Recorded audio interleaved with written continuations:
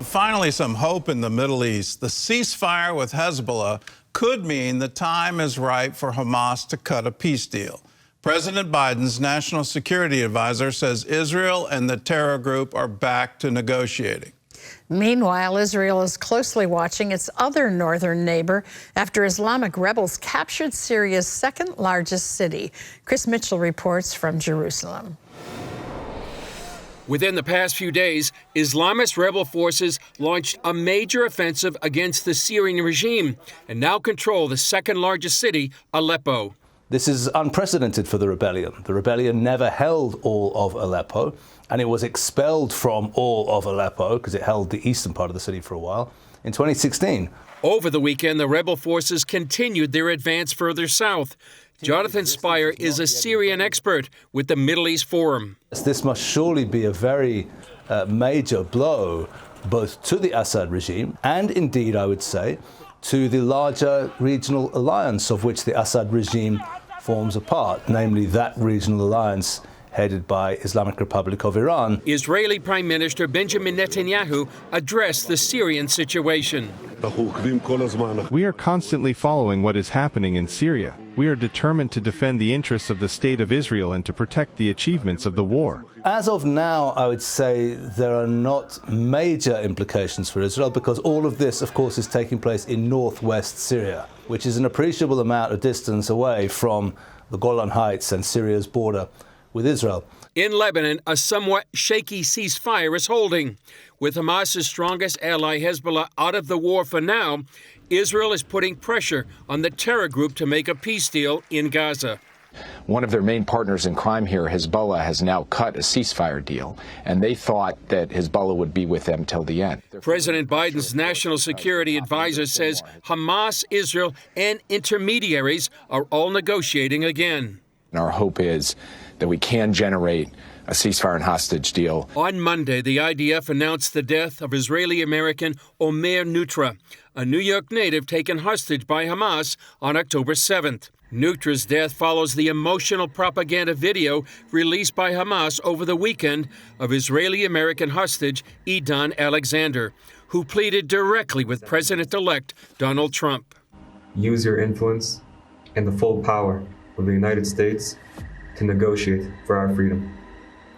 Every day here feels like an eternity, and the pain from inside grows from day to day. At a rally to free the hostages, Idan's mother told the crowd she spoke with Prime Minister Benjamin Netanyahu. He reassured me and promised that now, after reaching an arrangement in Lebanon, conditions are right to free you all and bring you home.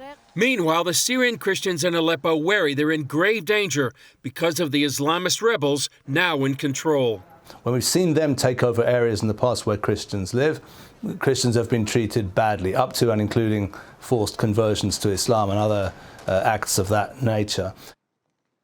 I just want to state that the International Criminal Court, they've levied these sanctions. They've called for war crime trials against the leaders of Israel for actions in Gaza in response to October 7th. When are they going to call for trials for what's happened in Syria? Here you had Assad. He unleashed chemical weapons on his own citizens. That is a war crime. Turkey has cut off water to Kurds in northern Israel. That is a war crime. When you target civilians intentionally, war crime. When you have this ethnic cleansing, which is currently happening, they're trying to rid Syria of all Christians. Christians go back there 2,000 years. And there is silence at the UN and silence at the International Criminal Court. The double standard here is quite obvious, and we as Christians around the world need to stand up to it. It is clearly targeted at Israel. It's clearly anti-Semitism, and we need to say no, not on our watch.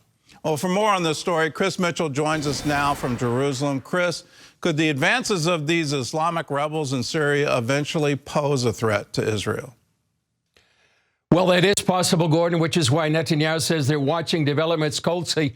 So far, physically, they're a long way from Israel's border. But if they ever got close to the border, these are enemies of Israel. These are jihadist groups who want to destroy Israel, just like the Syrian regime. And Gordon, there's lots of geopolitics going on here. Some of the puppet masters are here. On the one hand, Turkey is behind these jihadi groups, threatening the Syrian regime.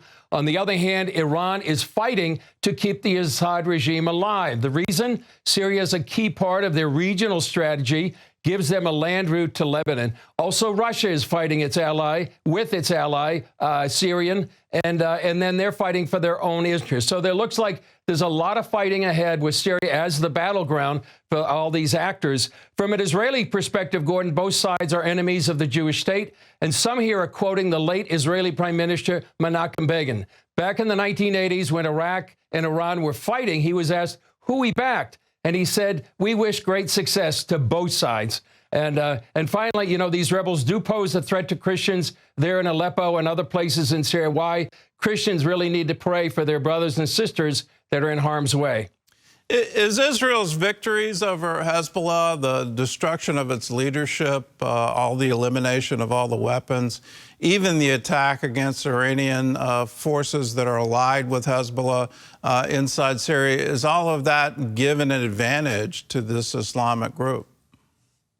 It's a great point, Gordon. It really has. It's left a vacuum inside Syria. Hezbollah was one of the main forces supporting the Assad regime. And now that they're out of the way, a very reduced fighting force, that did leave the vacuum an opportunity for these two Islamic armies backed by Turkey on their way down. So it was an offensive that took a lot of people by surprise. But Hezbollah, being such a degraded force, really has left a vacuum and an opportunity for these jihadist groups. Give us some insight into the ideology. You know, at one point it was publicized that ISIS was trying to have a direct assault on Jerusalem, that was part of their core ideology. They're also being backed by Turkey. Erdogan has this dream of restoring the Ottoman Empire and becoming some kind of caliph. Is all of that in play in this current crisis? Yeah, Erdogan's dream is to come here to take over Jerusalem. I mean, this was once an Ottoman part of the Ottoman Empire. He sees himself as, you know, a successor to those sultans in the Ottoman Empire. And I think the ultimate goal will be Jerusalem. A short-term goal, hopefully, for these jihadist groups would be Damascus and the overthrow of the Syrian regime. That would open the way here to Israel's border. So that's all part of their Sunni Islamist theology and ideology. That's what they want. They want to come here to Jerusalem and reestablish that caliphate that once ruled this area. Is Hamas, you know, turning to the hostage crisis, and I just want to remind everyone they're Americans being held hostage by Hamas. Are they now ready for a ceasefire deal, or are they willing to release the hostages?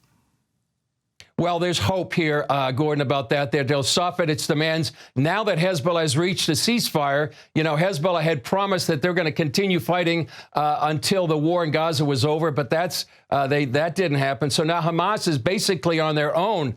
But as far as we know, Hamas still wants their demands to be met.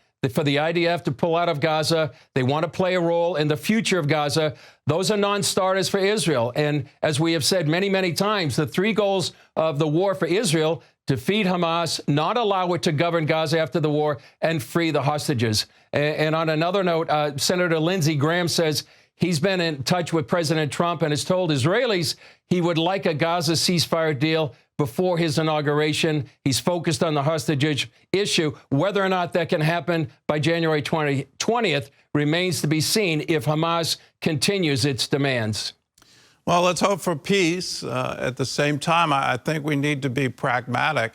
Is this the potential for ceasefire for both Hamas and Hezbollah? Is it just allowing them a chance to reload? You know, there is an Islamic concept called the Hudna, which is a temporary ceasefire. And the ceasefire in these Islamic terms is that there would be a temporary ceasefire allowing both Hezbollah and Hamas, or any Islamic group for that matter, to rebuild, to rearm, and then strengthen themselves when they can come back and fight their enemy once again. So while Hezbollah has been defeated in a great part, as well as Hamas, still it seems their ideology, they want to have a temporary ceasefire and then come back. Their goals to defeat, kill Jews and defeat the Jewish state. Well, Chris, thanks for the insight, and stay strong. You're our watchman on the wall. Thank you for all that you do.